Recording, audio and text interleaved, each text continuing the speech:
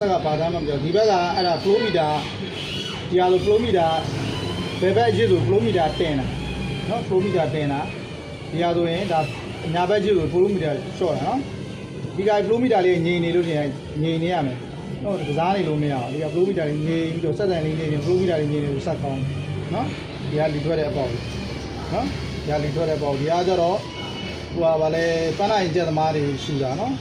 ပြီးတော့ဒီအဖုံးလေးကိုရေထည့်ဒီဖုံးရေပြည့်လို့ဒီဟာလေးကိုလှည့်ပြီးဖွင့်လိုက်ဖွင့်ပြီးတော့ဒီမှာ maximum နဲ့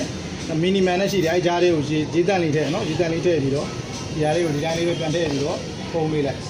နော်ပြန်တက်ပေးလိုက်အဲဒီဒီဟာလေးပဲဒီအပေါ်မှာဒီပစ္စည်း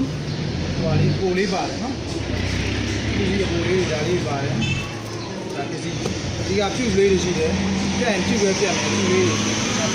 ဖြူကတော့ဒီကတော့မီးအနည်းများပုံမူပြီးတော့နော်မီးကိုကြတော့ကျွန်တော်တို့ဟိုဟာလေးစိတ်ကလေးခံသုံးပြီးပေါ့နော်ဒီကဒီကောင်မီးကနေလို့ရှိရင်စက်လေးနည်းနည်းတုံအဲမီးအားလေးညင်အောင်ဟိုဟာလေးခံစိတ်ကလေးခံသုံးဒီအထဲမှာလည်းသူ့ရဲ့ပစ္စည်းအကူလေးပါနော်နော်သူပစ္စည်းအပူလေးတွေပါနော်အားလုံးလည်း